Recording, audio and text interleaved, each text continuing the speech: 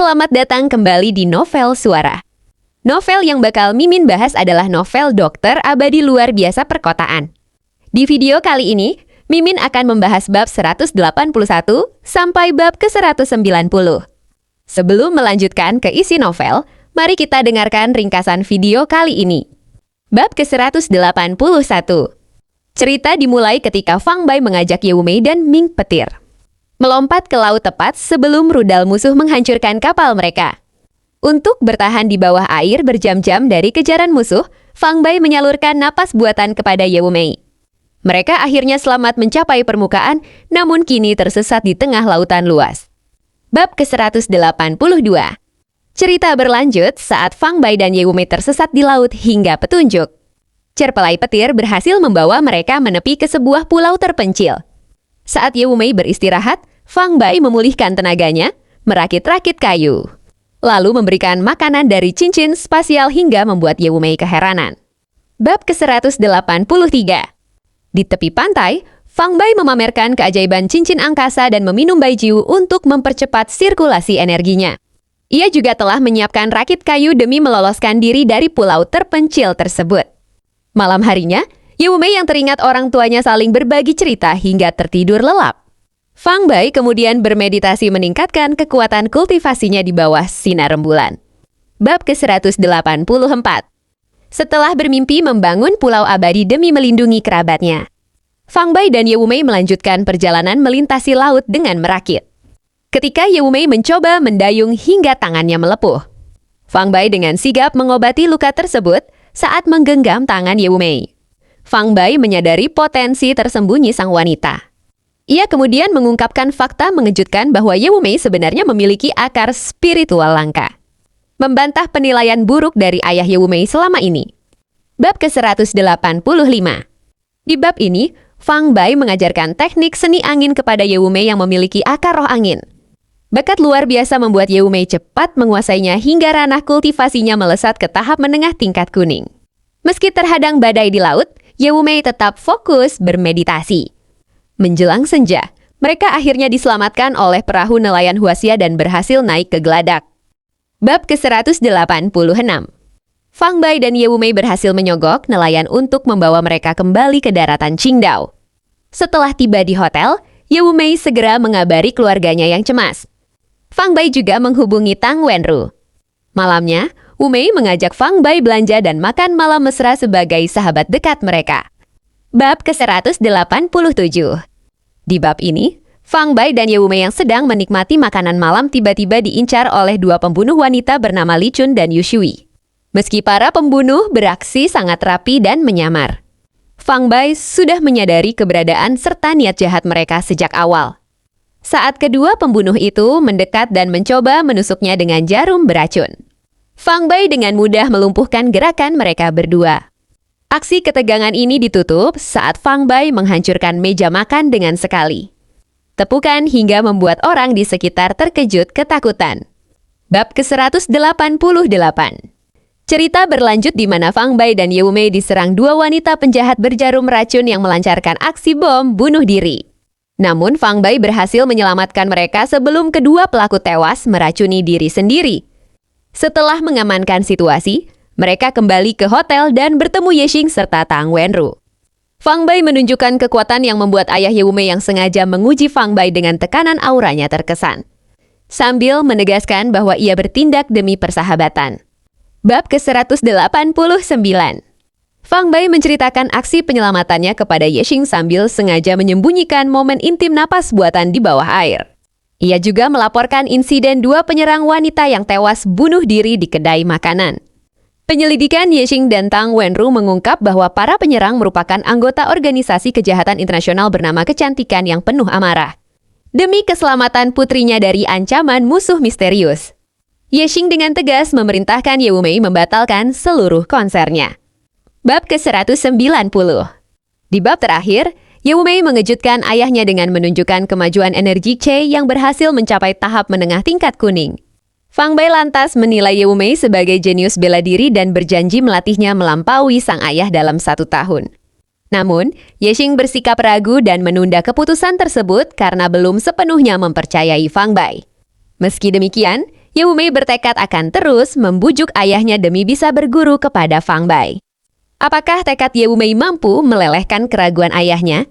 Saksikan kelanjutan kisahnya di video berikutnya. Sekarang, mari kita dengarkan cerita penuh dari bab 181 sampai bab ke-190. Selamat mendengarkan. Bab 181, Bawa Air. Ayo kita ke bagian belakang kapal pesiar. Saat lawan menembakkan rudal, kami akan melompat ke laut dan berusaha agar tidak terlihat oleh mereka, kata Fang Bai. Fang Bai tidak lagi mengemudikan kapal pesiar dan membiarkannya bebas. Lalu dia, Ye Wumei, dan Ming Petir berkemah dan berlayar ke bagian belakang kapal pesiar. Aku beri kau 10 detik terakhir untuk menghentikan kapal pesiar itu, atau aku akan memerintahkan peluncuran rudal. 10, 9, 8, 7. Wanita di kapal pesiar di depan kembali kata-kata sebelumnya beberapa kali melalui pengerasan suara. Karena tidak mendapat respon dari Ye Wumei dan kapal pesiar yang dinaikinya tidak melambat, wanita itu kehilangan kesabaran dan mulai menghitung mundur dengan keras. Hitungan mundur yang panjang itu sampai ke telinga Ye Wumei. Entah karena takut atau gelisah, tubuhnya sedikit gemetar. Apakah kamu siap? Tiba-tiba tangan Fang Bai terulur, meraih salah satu tangan Ye Wumei, dan bertanya sambil tersenyum. Ye Wumei, yang menghadiri pertemuan Fang Bai, merasakan gelombang kekuatan tiba-tiba dari senyumannya, seolah-olah semuanya tidak lagi begitu menakutkan. Ya, aku siap. Ye Wumei mengangguk penuh semangat. Ingat, tahan napas sebelum masuk ke udara, sama seperti yang Anda lakukan di darat. Ya, 6, 5, empati. Hitungan mundur dari pelayaran kapal di depan terdengar setiap beberapa detik, mempererat genggaman tangan Fang Bai dan Ye Wumei yang saling bertautan. 3, 2, Ye Wumei, karena kau ingin mencari kematian, maka aku akan mengabulkannya. Wanita di kapal pesiar di depan itu memiliki kilatan tajam di matanya.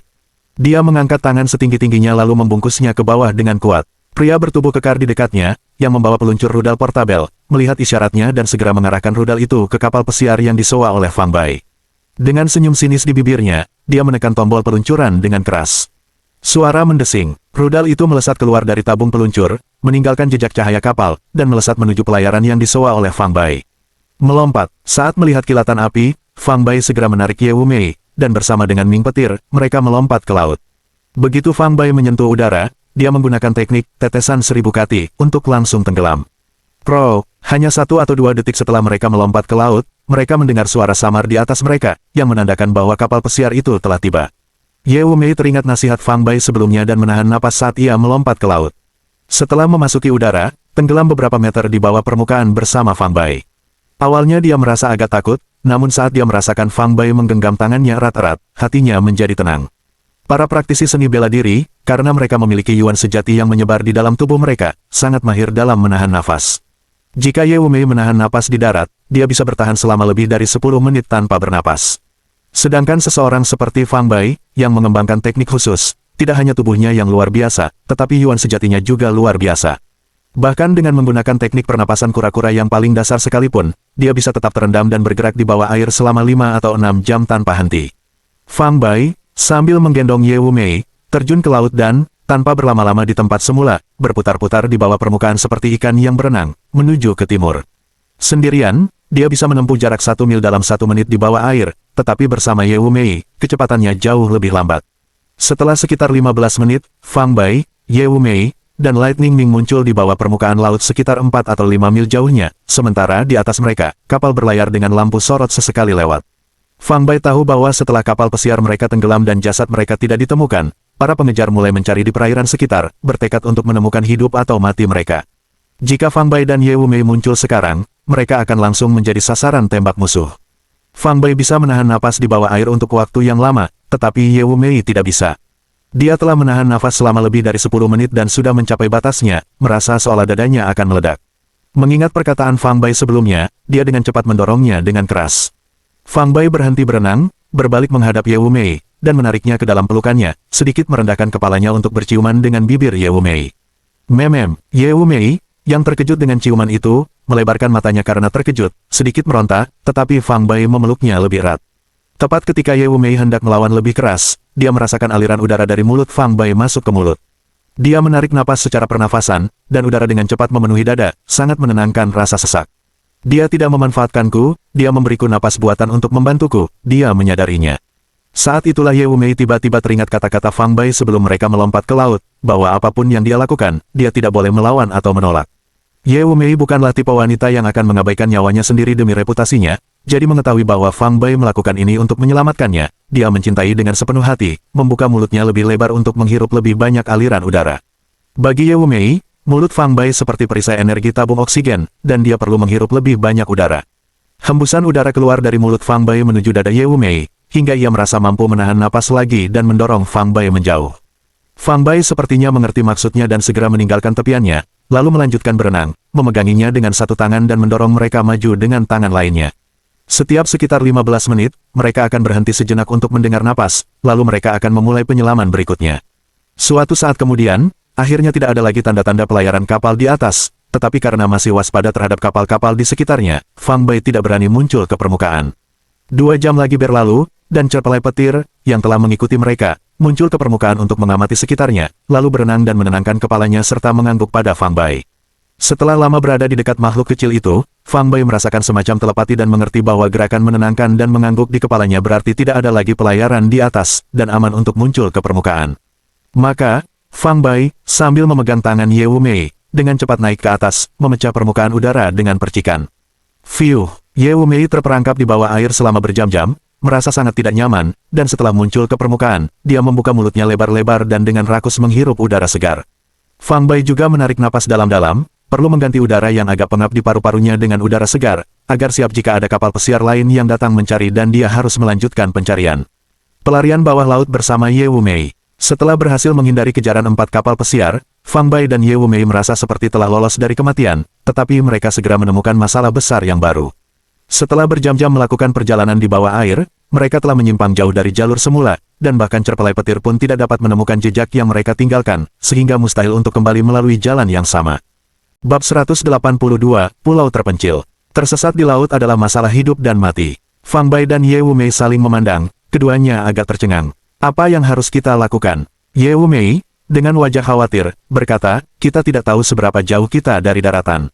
Jika kita berada dekat, setelah fajar menyingsing, mungkin ada kesempatan untuk bertemu dengan perahu nelayan, dan kita akan menyelamatkan, tetapi jika terlalu jauh, meskipun kita tidak tenggelam, kita akan mati kehausan atau kelaparan. Fang Bai memaksakan senyum dan berkata, satu-satunya yang bisa dilakukan sekarang adalah menemukan arah yang benar dan mencoba berenang menuju daratan. Jika kita salah menentukan arah, kalau begitu, kita hanya perlu menunggu untuk menjadi makanan bagi ikan dan udang. Ye Wumei bertanya, tapi ke arah mana menuju ke sana? Fang Bai menjawab, saya tidak tahu. Cerpelai kecil, bisakah kamu menemukannya? Di dunia ini, terkadang hewan lebih memahami alam daripada manusia, serta lebih akrab dengan alam itu sendiri.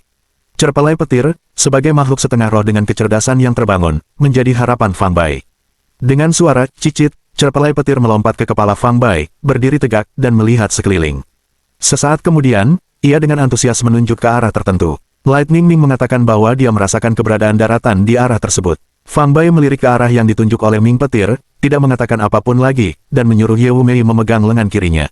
Dengan lengan di bawahnya, dia berenang dengan kuat, mendorong mereka menembus udara seperti ikan, dengan Ye Wumei mengikuti di belakangnya. Cerpelai petir melompat turun dari kepalanya, memimpin jalan di depannya. Di sekitar 2 jam kemudian, langit cerah angsur cerah. Fang Bai, melihat warna putih perut ikan di saat fajar, tahu bahwa mereka berenang menuju daratan. Dia sangat gembira, dan tak kuasa menahan diri untuk memuji cerpelai petir beberapa kali. Seandainya mereka tidak membawa makhluk kecil ini untuk menyelamatkan seseorang, Fang Bai dan Ye Wumei mungkin sudah hilang di laut sekarang. Sepanjang setengah malam terakhir, Fang Bai berenang bersama Ye Wumei, hampir tanpa henti. Energi Yuan sejatinya telah sangat berkurang, tetapi bersukacita, cincin ruang angkasanya berisi banyak eliksir dan batu esensi untuk dengan cepat mengisi kembali energi Yuan sejatinya yang telah habis.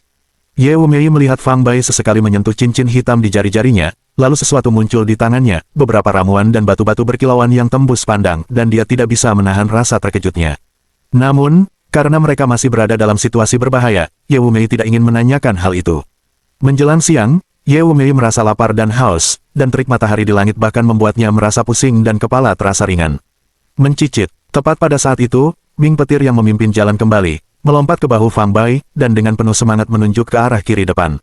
Meskipun Ye Wumei tidak mengerti apa yang disuarakan oleh cerpelai petir itu, tingkah lakunya yang bersemangat memberitahu dia bahwa pasti ada penemuan yang menyenangkan. Little Ming bilang ada sebuah pulau kecil di depan. Fang Bai menoleh dan berkata kepada Ye Wumei, Benar-benar, itu luar biasa. Ye Wumei sangat gembira. Setelah berenang beberapa ratus meter ke arah yang ditunjuk oleh cerpelai petir, mereka memang melihat sebuah pulau kecil muncul di laut di depan mereka. Mereka berdua dan seekor cerpelai mendarat di pulau kecil itu, dan menemukan bahwa meskipun tidak besar, pulau itu dipenuhi pepohonan yang rimbun, dengan banyak tempat teduh yang tak menyentuh sinar matahari, sangat cocok untuk beristirahat. Setelah terombang-ambing di laut hampir sepanjang malam, mereka semua kelelahan, baik manusia maupun cerpelai. Jika mereka bisa bersembunyi di bawah naungan yang sejuk di pulau itu dan tidur sebentar, itu akan sangat nyaman. Ganti pakaianmu dan cari tempat untuk tidur. Aku dan Little Ming akan berjaga-jaga. Jika terjadi sesuatu, kami akan membangunkanmu. Fang Bai mengeluarkan satu set pakaian bersih lagi dari cincin spasialnya dan menyerahkannya kepada Ye Wumei. Ini adalah set pakaian kedua yang diberikan Fang Bai kepada Ye Wumei. Untungnya, dia telah menyiapkan beberapa set pakaian basah di cincin spasialnya. Jika tidak, Ye Wumei harus terus mengenakan pakaian basah, yang akan membuatnya sulit tidur nyenyak. Terima kasih, aku akan mengembalikannya kepadamu sebagai dua set pakaian baru begitu kita kembali, katanya. Ye Wumei mengambil pakaian dari Fang Bai dan berjalan ke balik beberapa batu untuk mengganti pakaian dengan yang bersih. Kemudian, dia berbaring untuk tidur di bawah beberapa pohon kecil dengan dedaunan yang lebat. Sejak hari konsernya, dia belum tidur seharian penuh, dan setelah ketakutan dan perjuangan untuk bertahan hidup di laut, dia sangat lelah dan langsung tertidur lelap setelah berbaring. Ada banyak penyu laut, ular laut, dan telur burung laut di pulau kecil itu, sebuah kabar baik bagi cerpelai petir. Begitu mendarat di pulau itu, ia mulai mengisi perutnya dengan benda-benda tersebut. Fang Bai mengambil udara dan makanan dari cincin spasial untuk dimakan, lalu duduk bersila di atas batu datar untuk beristirahat dan berlatih. Sepanjang malam, Fang Bai, sambil menggendong Ye Wumei, berenang di permukaan dan menyelam di bawah udara, menguras dan memulihkan kekuatan serta yuan sejatinya berulang kali dalam siklus. Fang Bai menganggap proses ini sebagai bentuk latihan fisik ekstrim yang sangat menguntungkan baginya. Selain itu, peningkatan dari energi esensi laut telah meningkatkan kekuatan secara signifikan. Setelah mengisi perut, cerpelai petir juga diletakkan di samping Fang Bai untuk mulai menyerap energi esensi dari laut. Setengah hari kemudian, Fang Bai dan Ming Petir meninggalkan keadaan cerminan mereka, tampak segar dan bersemangat, penuh vitalitas. Tetap tinggal di pulau ini bukanlah solusi. Aku akan membuat rakit, jadi sudah siap, kita akan berangkat, umumkan Fang Bai. Setelah berbicara, ia mulai mengumpulkan kayu-kayu dari sekitar pulau, lalu menyatukan batang-batang kayu tersebut dan mengikatnya disertai dengan sulur-sulur yang kuat untuk membuat rakit kecil yang mampu membawa 2 atau 3 orang. Kemudian, ia membuat sebuah dayung besar dan sederhana untuk menggerakkan rakit tersebut. Setelah semuanya siap dan matahari mulai terbenam, Ye Wumei pun terbangun pada saat itu. Kelaparan telah membangunkan Ye Wumei. Dia belum makan atau minum apapun sepanjang semalam, dan saat bangun tidur, perutnya terus berbunyi. Melihat Fang Bai dan Ming Petir menatapnya, wajah cantiknya tak kuasa menahan rasa malu dan memerah. Manusia itu besi, makanan itu baja, dan seseorang akan panik jika tidak makan. Kamu sudah melewatkan beberapa kali makan, kamu pasti kelaparan. Ayo, makan dan minum sesuatu. Jangan terburu-buru, kunyah perlahan agar tidak sakit perut, saran Fang Bai sambil tersenyum. Mengambil setumpuk makanan dan minuman dari cincin spasialnya, Fang Bai menempatkan semuanya di depan Ye Wumei. Melihat makanan di depannya, yang sebagian besar disukainya, mata Ye Wumei berbinar. Dari mana semua makanan dan pakaian yang kau berikan padaku ini berasal? Tanyanya, setelah tidur nyenyak dan kini sudah cukup makan dan minum, Ye Wumei akhirnya kembali normal. Dengan keadaan yang sedikit membaik, ketegangan sarafnya mereda untuk sementara waktu, mendorongnya untuk mengajukan pertanyaan yang selama ini ingin dia ketahui. Coba tebak, jawab Fang Bai, tanpa bermaksud merahasiakan apapun dari Ye Wumei, sambil tersenyum. Meskipun waktu kebersamaan mereka singkat, mereka telah berbagi suka dan duka. Bagi Fang Bai, yang telah mengenal kepribadian, kekasih nasional, Ye Wumei, mudah untuk menebak karakternya. Bab 183, Obrolan Malam. Aura gemerlap seorang superstar membuat Ye Wumei tampak sulit didekati, tetapi pada kenyataannya, ketika Anda mengenalnya, Anda akan menemukan bahwa dia tidak angkuh atau sok, dan tentu saja tidak licik. Singkatnya, dia adalah wanita yang sangat mudah didekati dan ramah. Ye Wumei mengelilingi Fang Bai dan, melihat bahwa tidak ada tempat di tubuhnya untuk menyembunyikan apapun, menggelengkan kepalanya dan berkata, aku tidak bisa menebak. Perhatikan baik-baik, Fang Bai mengulurkan tangan kirinya untuk memperlihatkan cincin angkasa dengan bintik-bintik emas yang berkilauan di atas warna hitam, lalu menyentuh cincin itu dengan tangan kanannya dan sebotol baijiu muncul di genggamannya. Cincin ini luar biasa. Mulut kecil Ye Wumei membentuk huruf O karena terkejut. Fang Bai tertawa terbahak-bahak, membuka tutup botol, menenggak seluruh isi botol baijiu dengan suara gluk-gluk-gluk. Setelah menenggak sebotol baijiu, Fang Bai merasakan darah mengalir deras di tubuhnya seperti sungai Yangtze yang perkasa, memberinya kehangatan dan kenyamanan yang tak terlukiskan. Sejak terlahir kembali di dunia ini, baijiu telah menjadi minuman favorit Fang Bai. Semakin kuat Bai Jiu, semakin memuaskan dan menggembirakan Fang Bai saat meminumnya. Sementara orang lain mungkin membahayakan kesehatan mereka dengan minum terlalu banyak alkohol, bagi Fang Bai, jumlah yang berlebihan justru dapat merangsang sirkulasi Yuan sejati, mempercepat aliran darahnya, dan sangat bermanfaat bagi kultivasinya. Sejak menemukan khasiat luar biasa dari Bai Jiu, setiap hidangan Fang Bai harus menyertakan alkohol agar terasa lebih menyenangkan. Dan setelah memperoleh cincin spasial, jumlah Bai Jiu yang disimpannya di dalam cincin tersebut jauh melebihi jumlah air mineral. Ini disebut cincin spasial, sekilas tampak seperti cincin biasa, tetapi di dalamnya terdapat ruang sebesar sebuah ruangan. Karena tidak ada hal lain yang bisa dilakukan, Fang Bai duduk di atas batu datar di tepi laut dan menunggu Ye Wumei bergabung dengannya. Kemudian, dia mulai menjelaskan keajaiban cincin spasial kepadanya secara detail. Saat itu, matahari hampir terbenam di bawah cakrawala, dan sisa cahayanya memancarkan selubung merah menyala di atas mereka berdua. Ye Wumei duduk di samping Fang Bai, tubuhnya sedikit menoleh ke arahnya sambil mendengarkan Fang Bai berbicara tentang cincin itu, dan entah mengapa, perhatiannya teralihkan. Pikirannya kembali ke adegan di bawah air ketika bibirnya dicium erat oleh Fang Bai, dan pipinya memerah, tatapannya menjadi agak melamun. Ada apa? Melihat ekspresi Ye Wumei yang tidak biasa dan jiwanya yang tampak melayang, Fang Bai bertanya dengan penasaran. Tidak ada apa-apa. Ye Wumei dengan cepat menundukkan kepalanya karena gugup, menghindari tatapan Fang Bai. Bagaimana seseorang bisa membeli cincin seperti itu? Setelah ekspresinya kembali normal, Ye Wumei mendongak lagi dan menanyakan tentang cincin spasial di jari Fang Bai. Membeli. Fang Bai menjawab dengan senyum masam, barang seperti ini tak ternilai harganya, berapapun uang yang kau miliki, kau tidak akan pernah bisa membelinya. Ye Wumei jelas tidak mempercayainya, dan bertanya, lalu dari mana kau mendapatkan cincin ini? Fang Bai berkata, jika kukatakan padamu bahwa aku telah menemukannya, apakah kau akan mempercayaiku? Aku tidak percaya. Ye Wumei menggelengkan kepalanya, keberuntungan seperti ini belum pernah terjadi padaku. Dan seseorang yang memiliki sesuatu yang begitu berharga pasti akan sangat menjaganya, bagaimana mungkin mereka bisa kehilangannya? Tidak ada yang bisa saya lakukan jika Anda tidak percaya kepada saya. Sayang sekali hanya ada satu cincin, kalau tidak, aku pasti akan memberimu satu.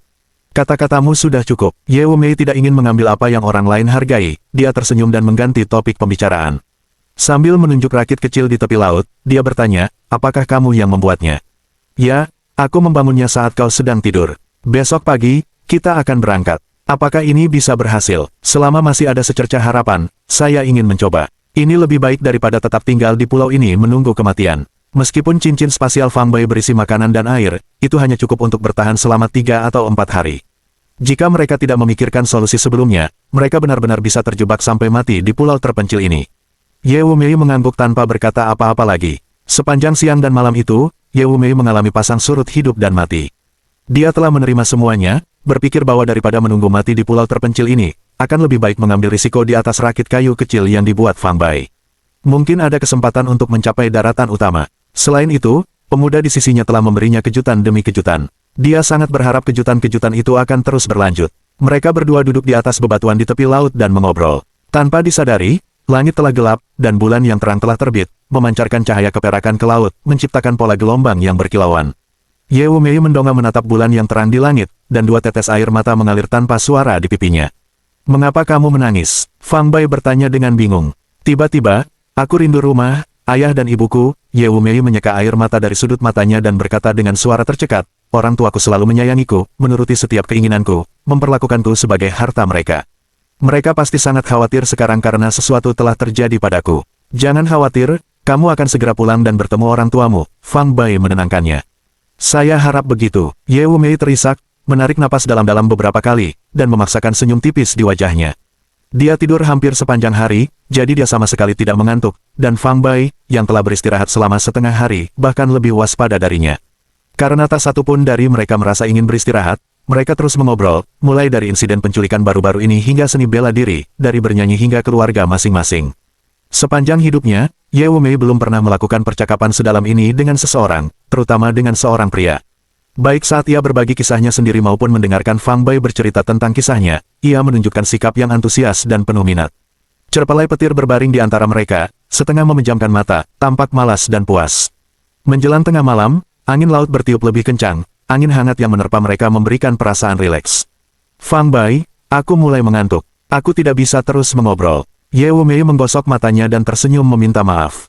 Tidurlah. Fang Bai melambaikan tangannya dan berkata, istirahatlah yang cukup. Kita akan berlayar dengan rakit besok pagi-pagi sekali. Ye Wumei berdiri, mengucapkan selamat malam, dan berbaring di tempat ia beristirahat sepanjang hari. Fang Bai mengirim cerpelai petir untuk tetap berada di sisi Ye Wumei, agar tidak ada hewan nokturnal yang keluar dan menggigitnya. Tak lama kemudian, napas Ye Wumei yang teratur terdengar oleh Fang Bai, dan Fang Bai tahu bahwa dia telah tertidur. Dia tersenyum tipis dan mulai bercocok tanam di bawah belayan angin laut dan penerangan cahaya bulan. Latihan kultivasi malam itu membuahkan hasil yang signifikan di luar dugaan Fang Bai, dan kekuatannya kembali meningkat. Fang Bai berpikir dalam hati, tidak heran jika di kehidupan sebelumnya, banyak seniman bela diri lebih suka berlatih di pulau-pulau terpencil di luar negeri, karena tempat-tempat itu jauh dari gangguan duniawi dan lebih dekat dengan alam.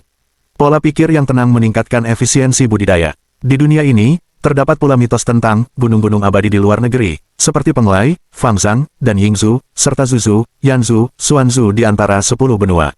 Bagi orang awam, 10 benua dan 3 pulau itu hanyalah legenda, tetapi Fang Bai merasa bahwa pulau-pulau dan benua-benua abadi yang mitos itu, yang sulit dipahami oleh orang biasa, mungkin memang benar-benar ada. Hanya saja orang biasa tidak dapat menemukan lokasi mereka. Bab 184, Bintang Ye, Jangan Paham. Dalam sebelumnya, baik di dunia refleksi maupun alam abadi, banyak ahli yang kuat dapat menggunakan formasi yang mendalam dan menakjubkan untuk menciptakan dunia kecil yang terlindungi. 10 benua dan 3 pulau mitos yang disebutkan dalam legenda dunia ini kemungkinan besar adalah dunia kecil yang terpisah, yang ada secara terlindungi dan membentuk wilayah kekuasaan mereka sendiri. Mendengar hal itu, Fang Bai tidak berdaya menahan diri agar tidak memunculkan sebuah ide. Ia berencana, jika kondisi memungkinkan di masa mendatang, untuk membeli sebuah pulau dan kemudian membangun formasi penyembunyian di sekitarnya. Dia akan membangun rumah-rumah bergaya antik di pulau itu, menanam berbagai macam obat spiritual, dan memelihara beberapa hewan yang memiliki kesadaran spiritual sebagai tempat untuk pengembangan dirinya. Jika memungkinkan, ia juga akan mengundang beberapa kerabat dan teman untuk tinggal di pulau itu. Sekalipun sebagian dari mereka memiliki tubuh fana dan ditakdirkan untuk tidak cocok ditanam, tinggal di pulau itu tetap dapat memberi mereka panjang umur yang jauh melebihi manusia biasa. Fang Bai percaya bahwa suatu hari nanti, ketika dia mengubah pulau biasa menjadi pulau abadi, kerabat dan teman-temannya akan sulit menerima undangannya setelah mereka mengetahui manfaat tinggal di sana. Keesokan harinya sebelum fajar, ketika cahaya redup mulai muncul di langit, Ye Wumei terbangun. Setelah makan dan minum bersama Fang Bai, mereka duduk di atas rakit kecil dan mendayung menuju daratan. Teknik naga harimau singa gajah milik Fang Bai telah mencapai lapisan kedua, alam pengumpulan esensi, dan dia telah mencapai kesempurnaan di alam tersebut. Dia memiliki kekuatan yang setara dengan 8 makhluk mitos tersebut, sangat perkasa. Dia duduk di bagian depan rakit kecil itu, memegang dayung darurat yang terbuat dari tumpukan kayu, dan mendayung dengan penuh semangat. Rakit itu melesat di permukaan laut seperti anak panah. Meskipun konstruksinya sederhana, rakit itu tidak hanya lebih cepat daripada berenang di udara, tetapi juga menghilangkan ketidaknyamanan akibat basah kuyup di laut. Satu-satunya kekurangannya adalah mendayung rakit kecil yang menghabiskan banyak triliunan. Bahkan dengan ramuan, batu esensi, dan energi esensi laut untuk mengisi kembali yuan sejati yang telah habis, laju pengisian kembali tidak dapat mengimbangi konsumsinya. Oleh karena itu, setiap kali yuan sejati dan kekuatan fisik Fang Bai hampir habis, dia akan meletakkan telentang di atas rakit untuk beristirahat dan memulihkan diri sebelum melanjutkan mendayung. Melihat kerja keras Fang Bai, Ye Wumei menawarkan diri untuk mengambil alih pekerjaan sementara waktu. Namun, ia belum mendayung jauh sebelum kehabisan triliunan yang sedikit di dalam tubuhnya. Dia menggigitnya dan bertahan sejenak lagi, tetapi tak lama kemudian lepuhan terbentuk di telapak tangan. Ketika Fang Bai menunduk melihat lepuhan di telapak tangan, hampir menangis, dia tak kuasa menahan tawa kecilnya. Pekerjaan fisik seperti itu sebaiknya diserahkan kepada orang seperti saya. Anda cukup duduk dengan nyaman di samping. Coba saya lihat lecet di tanganmu itu. Jangan khawatir, cedera ringan ini akan sembuh dalam beberapa hari dengan obat, katanya. Sambil berbicara, Fang Bai menggenggam tangan Ye Wumei untuk memeriksanya. Tangan Ye Wumei putih dan ramping, sehalus giok, menyerupai karya seni yang sempurna, enak dipandang. Namun, melihat beberapa lepuhan di tubuh mereka sudah cukup untuk menenangkannya. Ini mungkin akan sedikit menyengat, jangan bergerak. Fang Bai diperingatkan, sambil tiba-tiba mengeluarkan jarum perak di tangannya. Dengan gerakan secepat kilat, dia menusuk lepuhan-lepuhan itu lalu mengeluarkan ramuan obat dari cincin spasialnya. Dia memetik beberapa helai daun, mengunyahnya, dan mengoleskan pasta tersebut ke lepuhan yang pecah sebelum membungkusnya dengan kain lembaran. Dan hanya itu saja, sepanjang proses tersebut, Ye Wumei menggigit bibirnya dan sedikit mengerutkan kening tetapi tidak mengeluarkan suara. Setelah memberikan obat kepada Ye Wumei, Fang Bai tidak melepaskan tangannya. Sebaliknya, dia dengan lembut meremas telapak tangan yang lembut dan ramping beberapa kali. Wajah Ye Wumei memerah, salah mengartikan tindakan Fang Bai sebagai rayuan yang disengaja, dan agak terpesona, dia tidak menarik tangannya. Bintang Ye, jangan salah paham. Fang Bai menyadari ekspresi aneh di wajah Ye Wumei dan menyadari kekuatan yang tidak disengaja dari ucapannya, berdeham dan dengan sungguh-sungguh berkata, aku memperhatikan bahwa tulangmu luar biasa, menjadikanmu talenta bela diri yang langka. Ye Wumei tertawa kecil, teringat adegan dari sebuah film tertentu, lalu berkata, jadi, selanjutnya kau akan bilang padaku bahwa menjaga perdamaian dunia bergantung padaku. Lalu, Anda akan mencoba menjual buku rahasia saya dengan harga murah, yang disebut Tata Gata Palem. Fang Bai terkejut, lalu tertawa terbahak-bahak. Yang dimaksud Ye Wumei adalah cuplikan dari sebuah film yang dibintangi Zhou Xingxing, yang dikenal sebagai Raja Komedi, dan pemilik asli tubuh yang dirasuki Fang Bai adalah penggemar setia Zhou Xingxing, yang telah menonton film itu lebih dari sekali. Setelah mengingat ingatan dari dua kehidupan, Fang Bai tentu saja juga mengetahuinya. Star Ye, aku tidak bercanda. Aku serius. Setelah tertawa, ekspresi Fang Bai menjadi serius saat dia berkata dengan nada serius, fisikmu memang sangat cocok untuk memetakan. Dengan bimbingan yang tepat dari seorang guru terkemuka, Anda akan mencapai prestasi luar biasa di jalur dao bela diri di masa depan. Ye Wumei berkata, itu justru kebalikan dari apa yang dikatakan guruku. Guru saya mengatakan bahwa saya tidak cocok untuk seni bela diri, dan seberapapun saya berlatih dalam hidup ini, saya hanya akan mencapai status seniman bela diri tingkat kuning. Awalnya saya sangat menyukai seni bela diri, tetapi setelah mendengar apa yang dikatakan guru saya kehilangan motivasi. Fang Bai menolaknya dengan jijik, bukan bermaksud menyinggung tuanmu, tapi penilaiannya memang tidak begitu bagus, bahkan dia menganggap giok hanya sebagai batu biasa. Jika dia berdiri di depanku sekarang, aku pasti akan memukulnya dengan keras. Ye Wumei terkikik, guruku adalah ayahku, dan dia adalah seniman bela diri tingkat kuning peringkat tinggi. Semua seni bela diri yang saya ketahui, dialah yang mengajari saya. Fang Bai terkejut sesaat, tetapi kemudian berkata dengan kesal, lalu kenapa kalau dia ayahmu? Seandainya aku bertemu dengannya, aku tetap akan mengancamnya. Dia menguburkan seorang jenius seni bela diri. Menurutmu, apakah aku punya kemampuan yang dibutuhkan untuk berlatih seni bela diri? Ye Wumei bertanya dengan sedikit antusias, sambil mengedipkan matanya. Fang Bai berbicara dengan sungguh-sungguh, di dunia dao bela diri, ada konsep akar spiritual. Siapapun yang memiliki akar spiritual dianggap sebagai jenius dao bela diri. Selama seseorang tekun berlatih, pencapaian mereka tidak terbatas. Akar spiritual, Ye Wumei merasa bingung, karena ini adalah pertama kalinya dia mendengar istilah itu. Ya, ada banyak jenis akar spiritual, di antaranya akar spiritual 5 elemen adalah yang utama, sedangkan akar spiritual angin dan petir lebih langka. Setiap jenis akar spiritual dapat mengembangkan teknik yang sesuai. Misalnya, seseorang yang memiliki akar roh api dapat mengembangkan teknik berbasis api. Ye Wumei mendengarkan dengan saksama saat Fang Bai menjelaskan hubungan antara akar spiritual dan seni bela diri. Semakin dia mendengarkan, semakin takjub dia. Seni bela diri yang dijelaskan oleh Fang Bai melampaui pemahaman Ye Wumei, sangat berbeda dari seni bela diri dunia ini yang dikenalnya, dapat dianggap sebagai versi super canggih dari seni bela diri dunia ini. Apakah maksudmu seorang seniman bela diri dengan akar roh api, ketika dikembangkan hingga tingkat tertentu, dapat melancarkan bola api dengan pukulan? Ya, bukankah itu seperti memiliki kemampuan khusus? Kedengarannya juga seperti sihir para penyihir dan ahli sihir dari legenda dunia barat.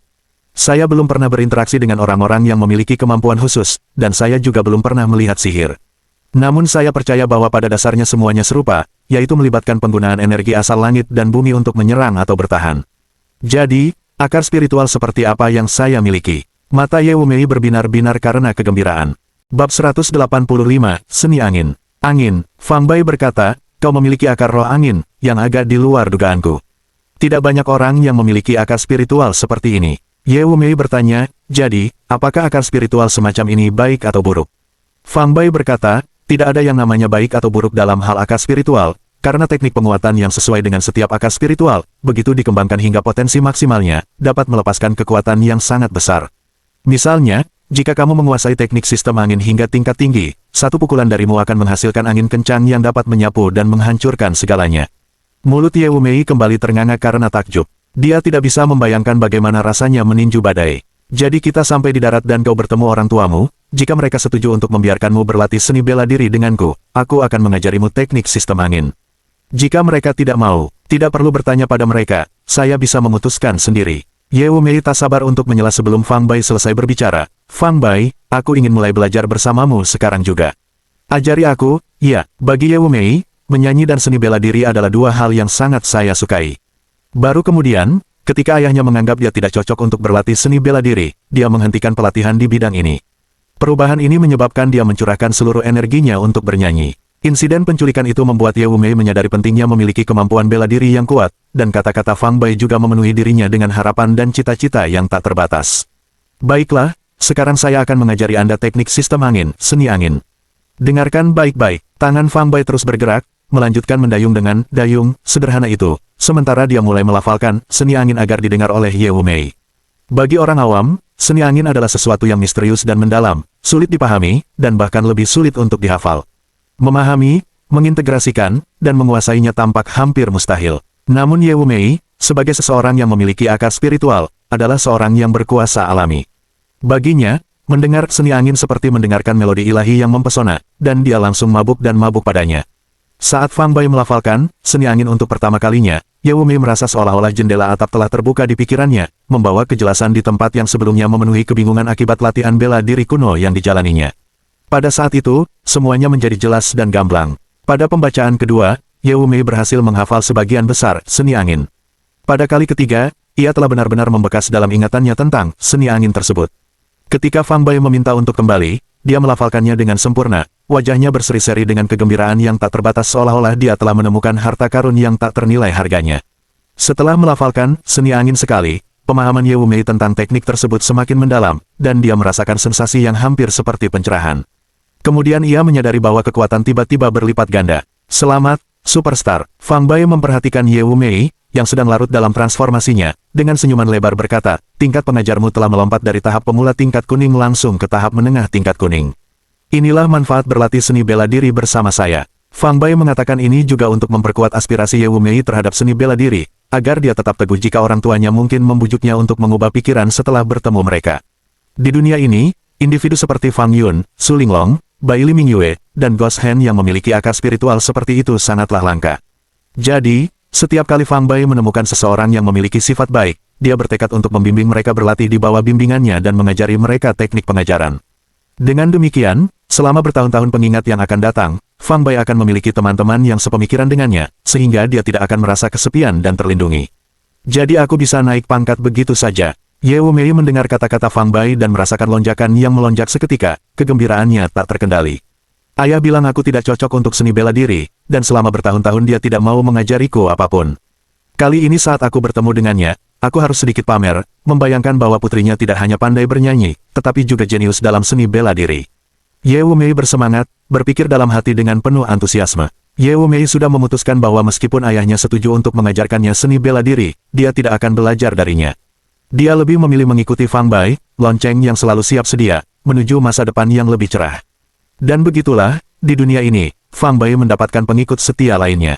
Setelah mempelajari seni angin, Ye Wumei sepenuhnya tenggelam dalam dunia dao bela dirinya, duduk bersila di atas rakit kecil, berkonsentrasi penuh pada pemikirannya.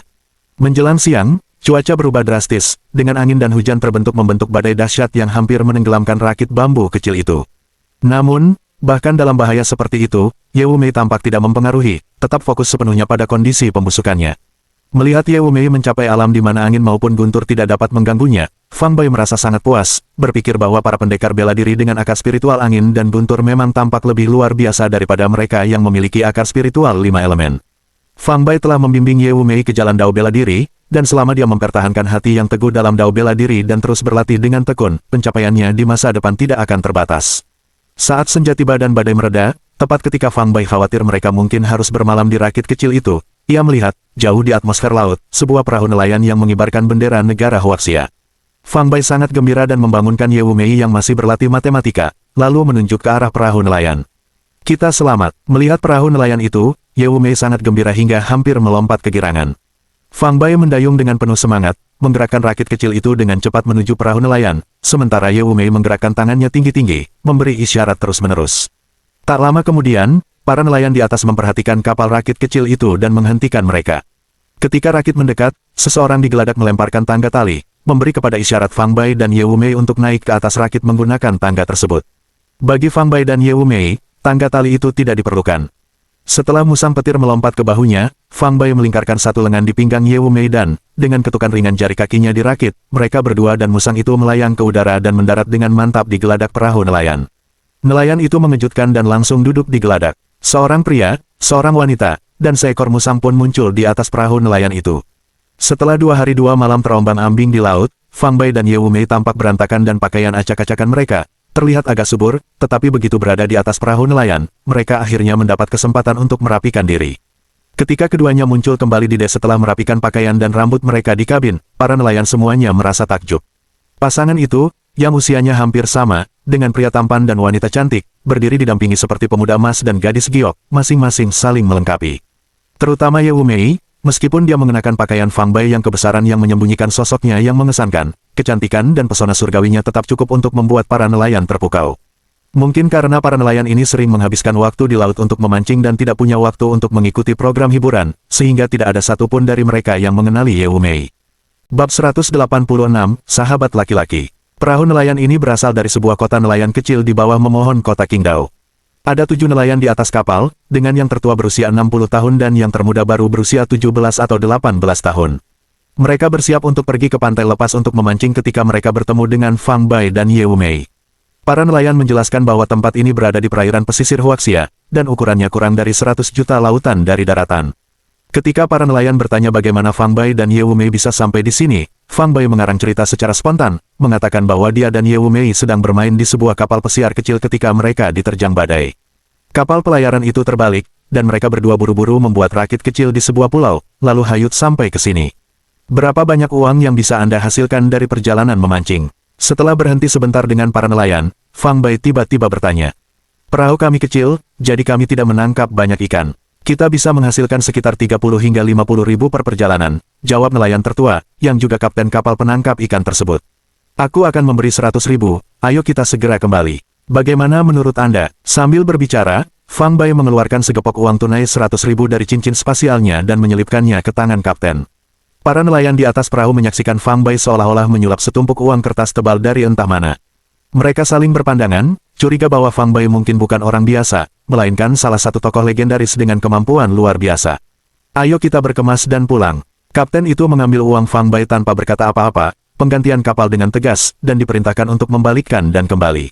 Perahu nelayan itu menerjang angin dan ombak, melaju menuju Qingdao. Sekitar pukul 10 malam, perahu nelayan itu berlabuh di dermaga kota nelayan kecil di pinggiran kota Qingdao.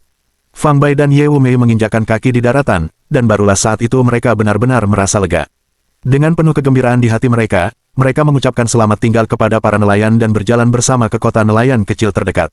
Di sebuah toko pakaian di kota itu, Ye Wumei dengan santai membeli satu set pakaian wanita yang pas untuknya, beserta kacamata hitam besar dan sebuah topi. Setelah yakin tidak ada yang akan mengenalinya, dia kemudian naik taksi bersama Fang Bai menuju pusat kota Qingdao yang ramai. Karena sudah cukup larut, mereka memesan 2 kamar yang bersebelahan di Hotel Bintang 5 di pusat kota dan beristirahat untuk malam itu. Hal pertama yang dilakukan Ye Wumei setelah menetap adalah menelepon orang tuanya dan memberitahu mereka bahwa dia selamat. Saat menerima telepon dari putrinya, Ye Xing, sebagai seorang ayah, tetap relatif tenang, tetapi ibu Ye Wumei, Sun Lin, tidak dapat mengendalikan emosinya dan menangis terseduh-seduh di telepon. Ye Wumei telah menghilang selama 2 hari 2 malam penuh. Pada saat itu, para penculiknya telah menghubungi ayahnya, Ye Xing, dan menuntut tebusan sebesar $1 miliar AS.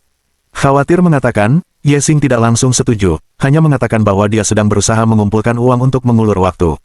Namun, entah mengapa, para investor tiba-tiba memutuskan kontak dengan Ye Xing.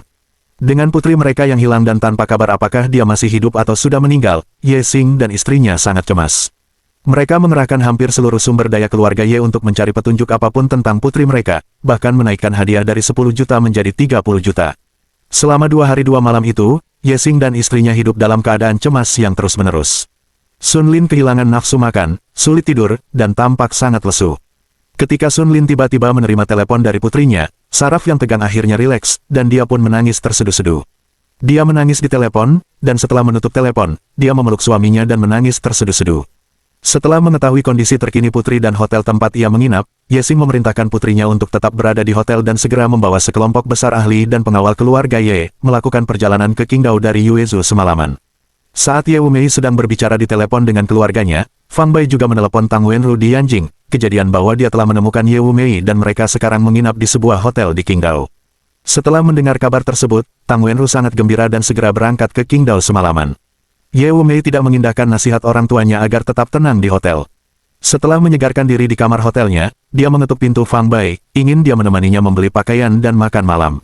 Kamu masih berani keluar untuk makan malam. Kamu diculik karena kamu pergi makan malam.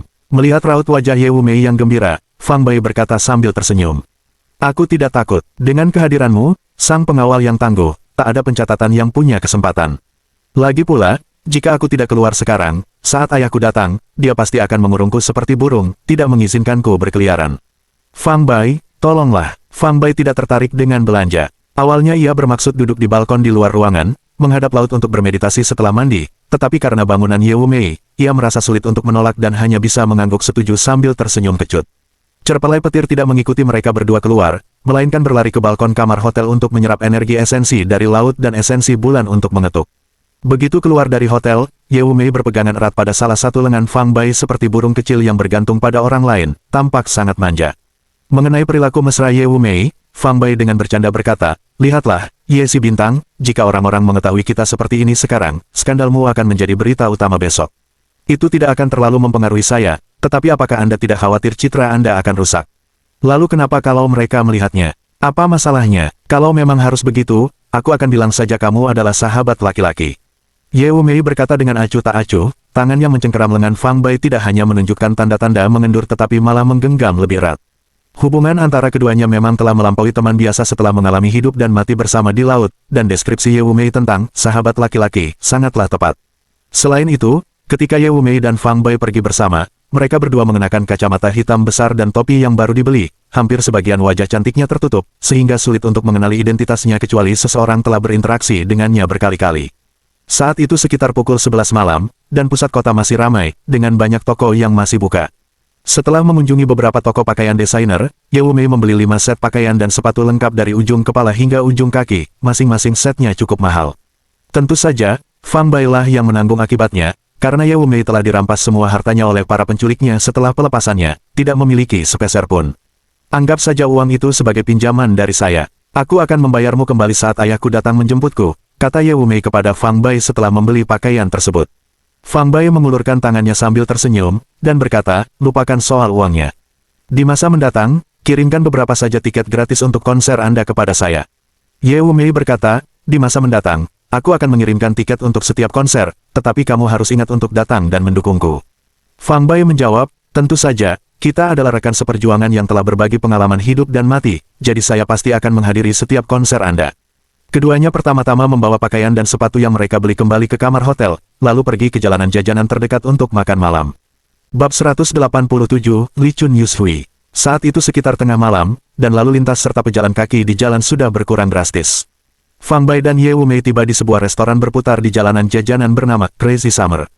Mereka duduk di sebuah tempat duduk di luar ruangan, Fang Bai memesan makanan dan minuman, dan mereka berkumpul sambil menunggu. Tepat pada saat itu, seorang wanita berpakaian hitam dengan rambut pendek sebahu berjalan perlahan dari ujung jalan. Wanita itu tampak berusia sekitar 30 tahun, dengan kulit berwarna gandum, perawakan tinggi, dan fitur wajah yang halus, yang membuatnya pantas disebut cantik. Dia memegang tas tangan hitam di tangan kirinya dan melihat sekelilingnya sambil berjalan, seolah-olah sedang mengamati para pejalan kaki di kedua sisi jalan. Saat restoran melewati, Crazy Summer menyapu dan melihat Fang Bai dan Ye Wumei duduk di luar. Mata di balik kacamata hitamnya tiba-tiba memancarkan 2 kilatan tajam. Li Chun, ini Yushui. Restoran menggelar Crazy Summer di jalanan jajanan, target terlihat, segera datang. Tanpa henti, wanita berpakaian hitam itu terus berjalan sekitar 100 meter ke depan, lalu sedikit menundukkan kepalanya dan berbisik ke alat komunikasi mikro berbentuk tombol di kerah bajunya. Yushui, ini Li Chun, pesan diterima. Saya akan tiba dalam 10 menit. Dari ujung lain alat komunikasi mikro itu, suara wanita lain menjawab. Setelah percakapan singkat dan cepat, kedua wanita itu mengakhiri pembicaraan mereka. Sambil menarik napas dalam-dalam, wanita berpakaian hitam itu berputar dan perlahan berjalan ke sebuah meja di luar restoran menayangkan Crazy Summer, memesan beberapa makanan, dan mulai makan dan minum sendirian.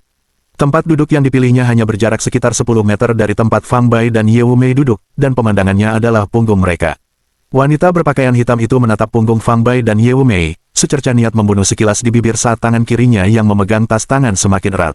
Sementara itu, Fang Bai dan Ye Wumei saling membenturkan gelas lalu minum, sepertinya tidak menyadari adanya hal yang tidak beres. Ekspresimu tadi agak aneh. Ye Wumei meletakkan gelasnya dan menatap mata Fang Bai sambil mengatakan ini.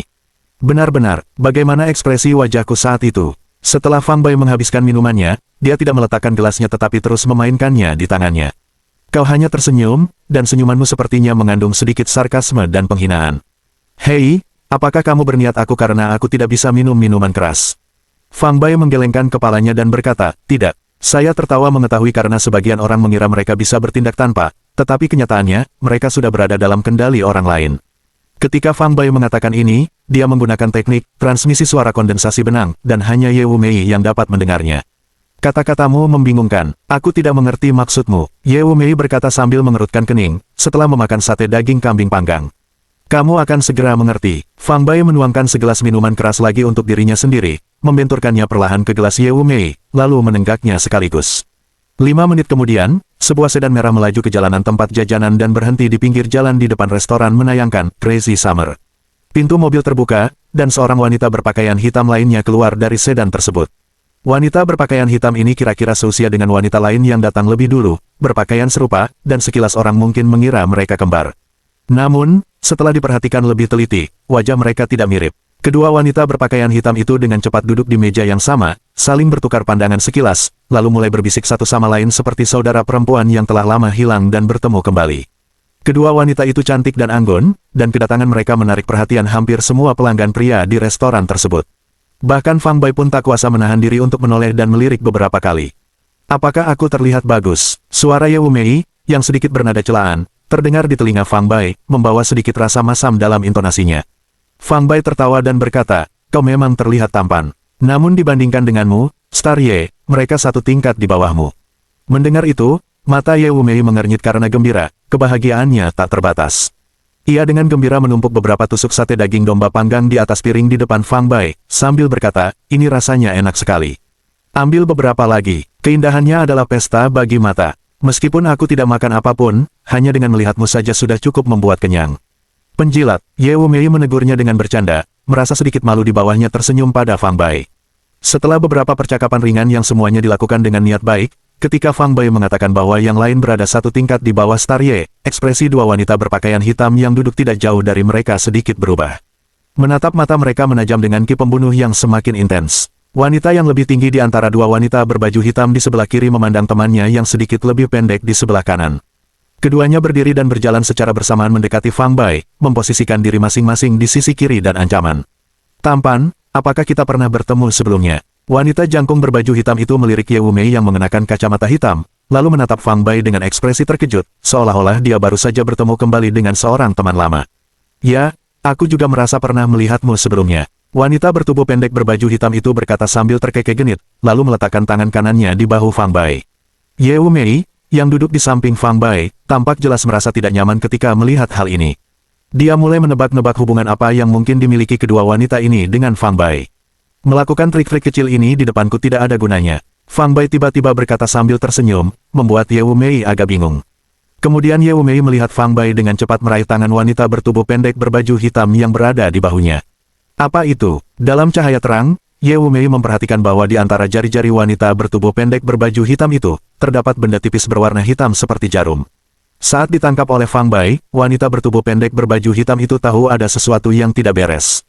Dia berjuang mati-matian namun sia-sia dan wajahnya memucat karena takut. Pada saat yang sama, wanita yang lebih tinggi berpakaian hitam yang berdiri di sisi lain Fang Bai memancarkan kilatan dingin di matanya. Dia juga mengeluarkan benda hitam seperti jarum di antara jari-jarinya, diam-diam mengarahkannya ke arteri di leher Fang Bai. Hati-hati, di tengah teriakan panik Ye Wumei, Fang Bai sedikit mencondongkan tubuh ke belakang, menghindari upaya wanita yang lebih tinggi itu untuk menusuknya. Lalu dia menjentikkan jarinya dengan pergelangan tangan ringan di tangan wanita itu. Wanita jangkung berbaju hitam itu merasakan pergelangan tangan mati rasa dan kehilangan pegangan pada jarum hitam tersebut, yang jatuh ke tanah. Segera setelah itu, Fang Bai juga mempertahankan pergelangan tangannya. Kedua wanita berbaju hitam itu pergelangan tangannya dikendalikan oleh Fang Bai, tubuh mereka setengah mati rasa, membuat mereka tidak mampu menyerang atau bahkan mengumpulkan kekuatan untuk melawan. Para pelanggan di sekitar mereka memperhatikannya dan mengalihkan pandangan ke arah mereka. Beberapa pria bertubuh kekar, melihat kedua wanita berbaju hitam dengan ekspresi kesakitan pada pergelangan tangan mereka yang terikat, mengira Fang Bai sedang menindas mereka. Mereka merasakan gelombang belas-belas kasihan layaknya seorang ksatria dan mengerutkan kening saat mendekat, bersiap untuk berperan sebagai pahlawan dalam adegan, pahlawan menyelamatkan si cantik. Namun Fang Bai menghancurkan meja di depannya dengan pukulan telapak tangan, membuat mereka ketakutan hingga pucat pasi dan dengan patuh kembali ke tempat duduk mereka. Bab 188, Keluarga Ye Xing. Fang Bai, apa yang sedang terjadi? Sebagai seorang ahli bela diri, Ye Wumei tentu bisa mengetahui bahwa kedua wanita berbaju hitam itu menyerang Fang Bai dengan benda-benda seperti jarum. Namun, dia tidak mengerti mengapa mereka menyerang Fang Bai, yang tampaknya tidak mereka kenal. Apakah kamu memperhatikan bahwa pakaian mereka tampak familiar? Fang Bai berkata pada Ye Wumei.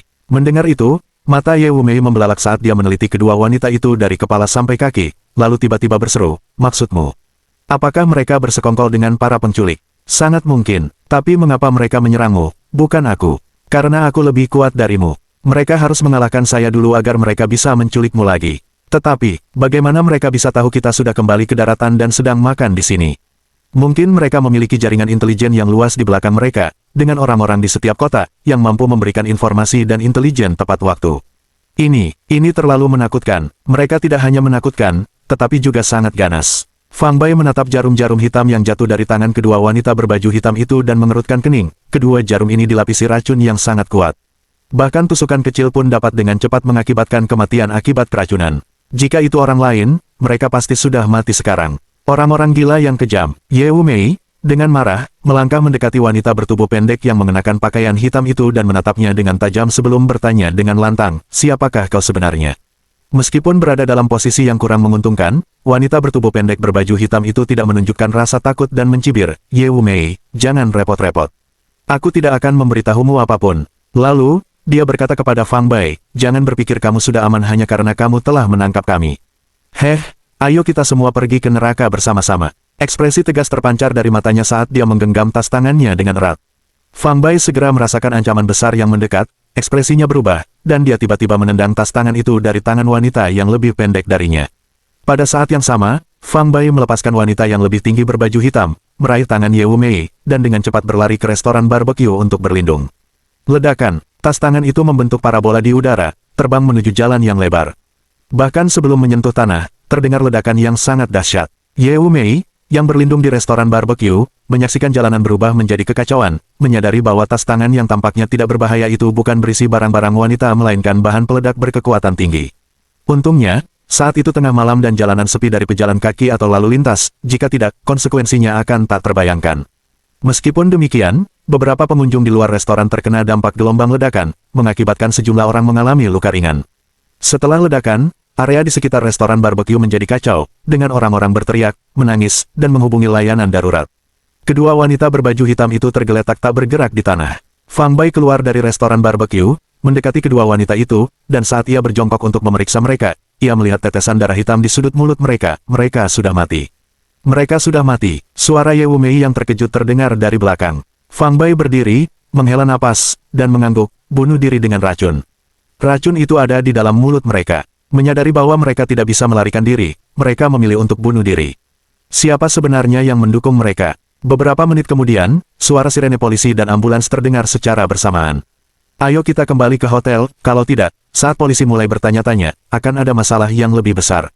Fang Bai menggenggam tangan Ye Wumei dan, di tengah kekacauan, diam-diam pergi. Setengah jam kemudian, keduanya kembali ke hotel bintang 5 mereka dan menunggu dengan nyaman kedatangan anggota keluarga Ye dan Tang Wenru. Sekitar pukul 3 pagi, Tang Wenru dan Ye Xing tiba di Qingdao hampir bersamaan dan bertemu di hotel bintang 5 tempat Fang Bai dan Ye Wumei menginap. Tang Wenru didampingi oleh sekelompok anggota tim inti dari kantor polisi. Ye Xing ditemani oleh istrinya, Sun Lin, serta puluhan ahli dan pengawal dari keluarga Ye, membentuk rombongan yang sangat besar.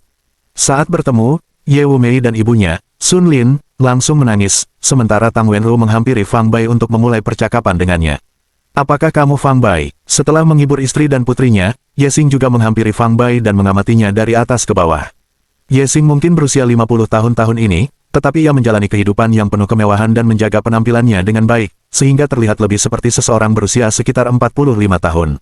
Ye Xing memiliki identitas khusus, tidak hanya menjabat sebagai pejabat tinggi di Yuezhou tetapi juga sebagai seniman bela diri tingkat mendalam. Sebagai pejabat tinggi dan pakar tingkat mendalam dari dunia bela diri kuno, identitas ganda ini memberi Ye Xing aura superioritas yang mengesankan kemanapun dia pergi.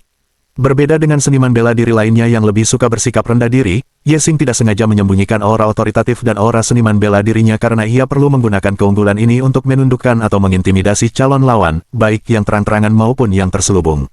"Saya Fang Bai." Fang Bai, yang mengetahui identitas Ye Xing dari pengungkapan Ye Wumei sebelumnya, menyambutnya dengan senyum tipis dan jawaban yang tenang. Saat berbicara, ia menatap langsung ke mata Ye Xing, tidak sombong maupun menjilat, memancarkan aura kepercayaan diri yang tenang. Aura yang sengaja dilepaskan oleh Ye Xing sama sekali tidak menekannya. Ye Xing sedikit terkejut. Sebagai seorang praktisi seni bela diri, dia tahu bahwa di dunia seni bela diri kuno sekuler, praktisi seni bela diri tingkat tinggi berada di puncak, jarang sekali bertemu tandingan mereka. Namun pemuda bernama Fang Bai ini tampaknya tidak terpengaruh oleh auranya, tidak menunjukkan sedikit pun tanda kesusahan. Ini menunjukkan bahwa kekuatan Fang Bai tidak kalah dengan kekuatannya sendiri, bahkan mungkin lebih kuat. Saya Ye Xing, ayah Wen Rou. Terima kasih telah menyelamatkan putri saya. Setelah mengukur kekuatan Fang Bai, Ye Xing dalam hati merasa kagum. Lalu dia menarik kembali auranya dan menjabat tangan Fang Bai dengan sedikit senyum di wajahnya. Fang Bai menunjuk ke arah Tang Wenru dan berkata, "Sebenarnya, kamulah yang seharusnya berterima kasih kepada petugas Tang. Kata-katanya lah yang menggerakkan saya untuk bertindak. Mungkinkah bukan uang hadiah yang membuatmu tergerak?" Tang Wenru menggoda, sudut bibirnya membentuk senyum tipis. Penculikan Ye Wumei telah memberikan tekanan yang sangat besar pada seluruh jajaran kepolisian, termasuk Tang Wenru. Kini setelah Ye Wumei kembali dengan selamat, tekanan yang selama ini dipikul Tang Wenru, kepala unit kejahatan berat, tiba-tiba mereda, membuatnya merasa jauh lebih tenang. Sejujurnya, uang itu penting bagi saya, tetapi teman jauh lebih penting. Fang Bai menatap Tang Wenru dan berkata dengan sungguh-sungguh, "Ketika Star Ye diculik, sebagai temanmu, aku tahu kau berada di bawah tekanan yang sangat besar. Jadi ketika Anda menemukan saya dan bertanya apakah saya bersedia membantu, saya langsung setuju tanpa ragu-ragu. Bahkan tanpa uang hadiah pun, saya akan tetap bertindak untuk mengurangi stres Anda."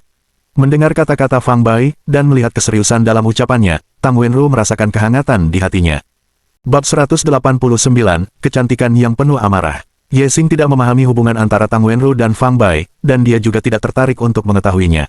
Kekhawatiran terbesarnya tetaplah seluk-beluk keturunan putri. Keluarga Ye adalah klan yang berpengaruh di Huaxia, dan orang tuaan Ye Wumei sama saja dengan seseorang yang secara terang-terangan memprovokasi keluarga Ye. Jika keluarga Ye tidak membalas, mereka pasti akan dicemooh karena janji mereka. Fang Bai, saya ingin memahami lebih lanjut tentang pelacakan Wumei untuk menemukan dalang di baliknya. Bisakah kita membahasnya secara detail? Ye Xing melirik yang masih menangis dan berkata sambil tersenyum getir, "Aku sebenarnya berencana membicarakan hal ini dengan Wumei, tapi dia sedang menangis dan mungkin tidak bisa berbicara dengan jelas saat ini." Tentu saja, itu bukan masalah. Kemudian, Fang Bai menceritakan seluruh pengalamannya membawa Ming Petir dari Yanjing, melacak hingga ke pulau itu untuk menyelamatkan Ye Wumei, dan kemudian perjalanan kembali yang penuh bahaya. Fang Bai menyampaikan ceritanya secara singkat dan langsung ke intinya, sehingga beberapa bagian terdengar mendebarkan tetapi jauh dari adegan-adegan menegangkan yang sebenarnya terjadi. Terutama bagian di kapal pesiar kecil mereka dihancurkan oleh rudal portabel musuh dan dia harus bernapas untuk Ye Wumei dengan menempelkan ke bibir Ye Wumei saat berada di bawah air. Fang Bai sengaja melewatkan bagian tersebut. Situasinya sangat mendesak saat itu, dan jika dia tidak melakukan resusitasi mulut ke mulut pada Ye Wumei, dia mungkin sudah meninggal, tetapi siapa yang tahu apa yang akan memikirkan Ye Xing sebagai ayah Wumei, jika dia mengetahuinya. Oleh karena itu, Fang Bai memutuskan lebih baik tidak menyebutkan kejadian itu untuk menghindari kecanggungan di kemudian hari saat mereka bertemu. Fang Bai tidak khawatir Ye Wumei akan membocorkan bagian cerita ini, karena dia adalah gadis dengan wajah yang lebih lembut dan halus, mungkin terlalu malu untuk memberitahu orang lain dan mungkin akan menyimpannya sendiri selamanya. Dan tentu saja, bahkan jika Ye Wumei menceritakan kejadian itu kepada orang tuanya, Fang Bai sama sekali tidak khawatir. Fang Bai percaya bahwa Ye Xing akan mengerti bahwa tindakannya bukanlah untuk memanfaatkan putrinya, melainkan untuk menyelamatkan nyawanya. Dia tidak akan marah, tapi seharusnya berterima kasih kepada Fang Bai. Dari ucapan Fang Bai, baik Ye Xing maupun Tang Wenru mendeteksi beberapa kejanggalan, seperti Ye Xing yang tahu bahwa putrinya tidak bisa berenang dan tidak akan mampu menyelam tanpa bantuan Fang Bai. Namun, baik Ye Xing maupun Tang Wenru tidak mempedulikan detail-detail tersebut, mereka lebih fokus pada para penculiknya, dan merasa khawatir karena para penculik bahkan memiliki rudal portabel, yang menunjukkan bahwa kemungkinan besar mereka adalah kelompok kejahatan terorganisir besar yang disiplin. Melalui kejadian ini, Ye Xing memperoleh pemahaman lebih lanjut tentang kekuatan Fang Bai. Meskipun Fang Bai tidak mengungkapkan kemampuannya secara spesifik, Ye Xing dapat menyimpulkan bahwa dia juga seorang seniman bela diri tingkat mendalam, dan jauh lebih kuat dibandingkan dirinya sendiri, seorang pemula di tingkat mendalam. Ngomong-ngomong soal para investor itu, aku baru ingat sesuatu. Setelah menyesap teh, Fang Bai berkata, "Malam ini, ketika aku dan Wumei pergi makan camilan larut malam, kami diserang oleh dua wanita yang tampaknya juga mengincar Wumei. Dan pakaian mereka bertahan sama dengan 8 warisan di pulau itu." Ye Xing tiba-tiba berdiri dan bertanya dengan lantang, "Di mana kedua wanita itu?" Fang Bai menjawab, "Setelah aku menaklukkan kedua wanita itu, mereka bunuh diri dengan meminum racun. Jenazah mereka kemungkinan besar berada di tangan polisi setempat. Ya, jika Anda tertarik, Anda bisa mengunjungi kantor polisi untuk melihat-lihat. Mungkin beberapa petunjuk dapat ditemukan." Ye Xing mengangguk, memberikan nasihat singkat kepada istri dan putrinya, dan segera membawa sekelompok orang, bersama dengan Tang Wenru, keluar dari hotel menuju kantor polisi setempat untuk mencari tahu situasi yang terjadi. Setelah Sun Lin dan putrinya menangis bersama untuk beberapa saat, ia mengucapkan beberapa kata penghiburan lalu mengulurkan tangan putrinya untuk berterima kasih kepada Fang Bai sebelum ibu dan anak itu menuju ke ruangan sebelah untuk beristirahat. Pagi berikutnya, setelah sarapan bersama Ye Wumei dan Sun Lin, Fang Bai sedang berbincang dengan mereka ketika Ye Xing dan sekelompok orang, termasuk Tang Wenrou, kembali ke hotel dari kantor polisi. Dalang di balik layar telah ditemukan. Setelah melihat istri, putri, dan Fang Bai, Ye Xing berkumpul, wajah serius sambil berkata dengan hikmat, di lengan kiri kedua wanita yang telah meninggal itu, terdapat tato seorang wanita berambut panjang yang memegang api, dan di lengan kanan mereka terukir karakter merah, Li Chun, dan Yus Hui. Apa arti dari ini? Fang Bai bertanya sambil mengerutkan kening. Pernahkah Anda mendengar tentang organisasi, Urat Full Beauties? Tang Wenru menyela, kecantikan yang penuh amarah. Fang Bai menggelengkan kepalanya dan berkata, aku belum pernah mendengarnya. Namun dari namanya, sepertinya ini adalah organisasi yang didominasi oleh perempuan. Tepat, ekspresi Tang Wenru juga berubah agak muram saat dia melanjutkan, Urat Full Beauties adalah sindikat kejahatan internasional besar yang anggota intinya semuanya perempuan. Organisasi ini terlibat dalam hampir semua jenis aktivitas jahat, namun mereka beroperasi dengan sangat rahasia, menyebabkan masalah bagi pemerintah di seluruh dunia. Saat mengatakan ini, dia teringat sesuatu yang lain dan menambahkan, aspek yang mengagumkan dari Urat Full Beauties adalah bahwa ia memiliki 24 pembunuh yang diberi nama berdasarkan istilah-istilah matahari, dan semua pembunuh itu adalah seniman bela diri tingkat mendalam. Fang Bai mengangguk dan berkata, kedua wanita yang meninggal tadi malam sama-sama berada di tahap awal mendalam. Tang Wenru berkata, nama sandi mereka adalah Li Chun dan Yus Hui. Jika kesimpulanku benar, kekuatan mereka seharusnya terlemah di antara 24 pembunuh bayaran dari Urat Full Beauties. Murid mata Ye Xing sedikit menyempit saat dia mengerutkan keningnya dalam-dalam dan berkata dengan penuh kekhawatiran, jika yang terlemah berada di tahap awal tingkat mendalam, bukankah itu berarti yang terkuat bisa berada di tingkat bumi atau tingkat surga? Meskipun Sun Lin bukanlah seorang seniman bela diri, karena telah hidup bersama suaminya selama bertahun-tahun, dia telah terpapar dunia bela diri dan mengetahui bagaimana para seniman bela diri diklasifikasikan. Mendengar hal itu, wajahnya pucat pasi saat ia menatap suaminya dan bertanya dengan suara gemetar, keluarga Ye kita tidak pernah memprovokasi organisasi ini, mengapa mereka selalu mengincar Wumei? Setelah berpikir sejenak, Ye Xing menjawab, meskipun keluarga Ye belum memprovokasi, wanita cantik yang penuh amarah, kami memiliki cukup banyak musuh. Bukan tidak mungkin seseorang telah membayar untuk menyewa pembunuh bayaran dari Urat Full Beauties untuk menargetkan kita.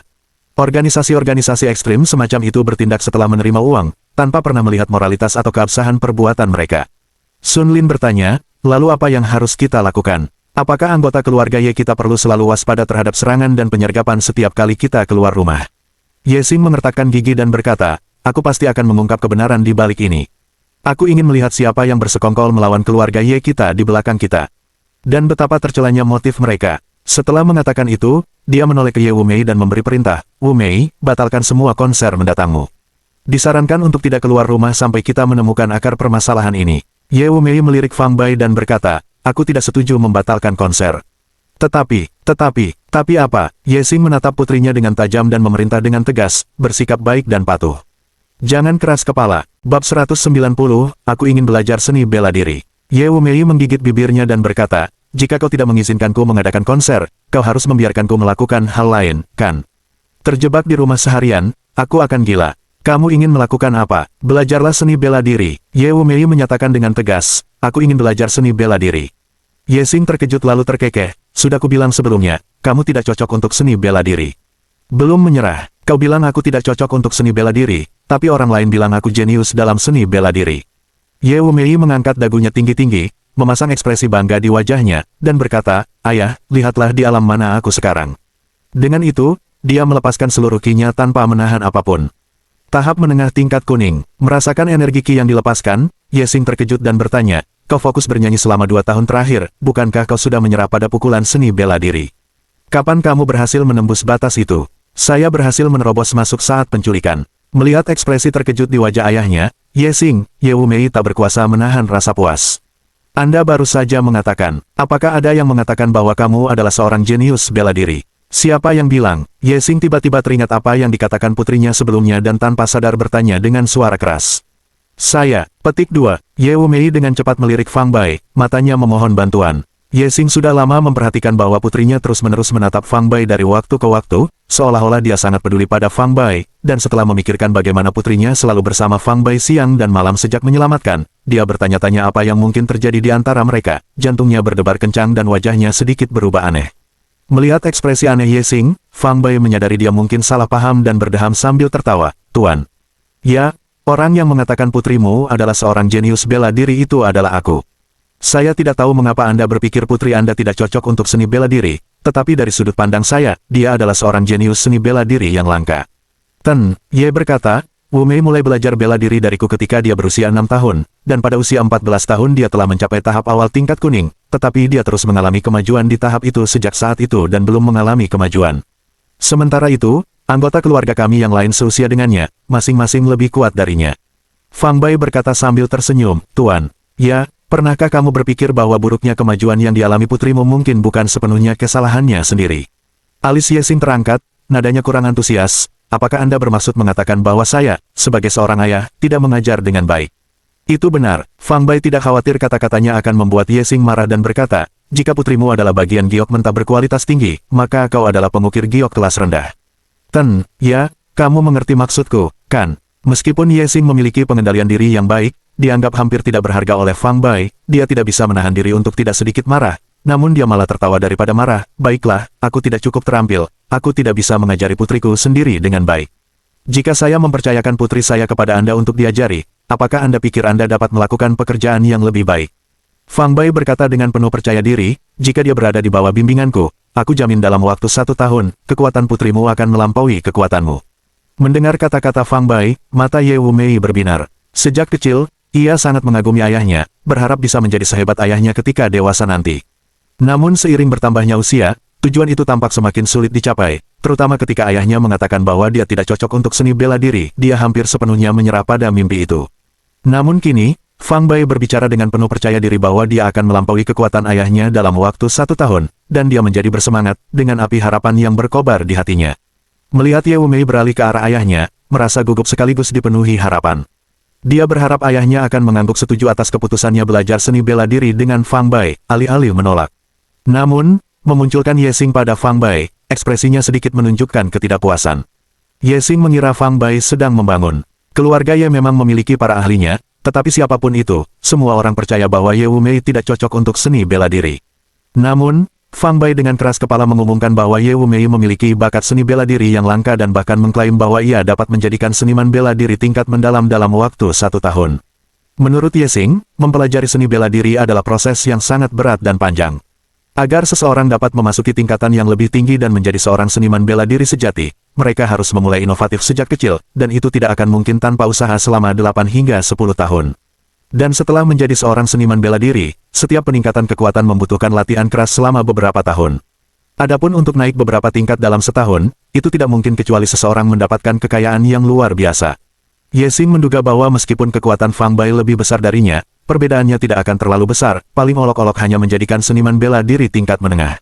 Bagi seorang praktisi bela diri tingkat tinggi, melatih seseorang dari tingkat kuning menengah hingga tingkat mendalam dalam waktu 1 tahun bukanlah hal yang mudah, melainkan mimpi yang mustahil. Ye Xing bahkan bertanya-tanya apakah Fang Bai memiliki motif tersembunyi dalam mendesaknya putrinya untuk belajar seni bela diri darinya. Ye Xing, yang berpengalaman dalam urusan antara pria dan wanita, memperhatikan putrinya diam-diam melirik Fang Bai dan tahu bahwa dia telah mengembangkan perasaan suka padanya. Ye Xing tidak menentang putrinya berpacaran, tetapi syaratnya adalah pria itu harus seseorang yang mereka kenal dengan baik, dan pengetahuannya tentang Fang Bai hampir tidak ada. Dia hanya tahu bahwa Fang Bai adalah teman Tang Wenru, yang saat ini sedang magang di rumah sakit Yanjing, dan selain itu, dia tidak tahu apapun. Ye Xing tidak akan mengizinkan putrinya terlalu banyak berhubungan dengan orang yang tidak dikenalnya dengan baik, meskipun Fang Bai pernah kecelakaan nyawanya untuk menyelamatkannya dari ayah kandungnya. Ye Xing akan berterima kasih kepada Fang Bai dan akan memberikan hadiah yang besar, dia bahkan mungkin menyetujui banyak permintaannya, tetapi dia tidak akan dengan mudah mempercayai putrinya untuk dibimbing. Saya akan mempertimbangkan masalah ini dengan serius ketika saya kembali ke rumah. Meskipun Ye Xing tidak menentang Fang Bai mengajar putrinya, pernyataan yang ambigu seperti itu jelas merupakan pengabaian, atau persetujuan terselubung. Fang Bai tahu bahwa Ye Xing masih tidak mempercayainya. Meskipun dia ingin meluangkan waktu untuk mengajari Ye Wu Mei beberapa teknik pengingat, karena Ye Xing telah mengatakan hal tersebut, tidak ada pilihan lain selain menunda ide itu untuk sementara waktu. Fang Bai lebih menyukai segala sesuatu yang terjadi secara alami, dia tidak pernah suka memaksakan sesuatu. Star Ye, sepertinya aku tidak bisa mengajarimu seni bela diri untuk saat ini. Namun, jika Anda tekun berlatih seni angin, seharusnya tidak ada masalah untuk naik ke peringkat tinggi seniman bela diri tingkat kuning dalam waktu 1 tahun. Dan jika Anda bisa meyakinkan Tuan, ya, kamu selalu bisa menemuiku di rumah sakit Yanjing. Fang Bai berkata kepada Ye Wu Mei dengan ekspresi menyesal. Di luar rumah, Ye Wumei adalah bintang yang dikagumi semua orang, tetapi di rumah, dia adalah gadis yang patuh dan baik, jarang melawan keinginan orang tuanya. Ye Wumei juga tahu apa yang bertanya kepadanya, dan karena kekhawatiran ini demi kebaikannya sendiri, dia menerimanya dengan tenang, meskipun hatinya dipenuhi rasa kesal yang terpendam. Namun Ye Wumei bukanlah tipe orang yang mudah menyerah. Diam-diam dia bertekad untuk terus-menerus mengganggu ayahnya setiap hari setelah pulang ke rumah sampai ayahnya setuju membiarkan Fang Bai mengajarinya seni bela diri. Ye Wumei, yang pernah mengalami pengalaman hidup dan mati bersama Fang Bai, mempercayainya sepenuhnya. Akhir cerita bab 181 sampai bab 190. Kita akan membahas novel Dokter Abadi Luar Biasa Perkotaan bab 191 sampai bab 200 di video yang akan datang. Terima kasih kerana menonton dan jangan lupa subscribe dan bagikan novel ini agar Mimin lebih semangat untuk melanjutkan.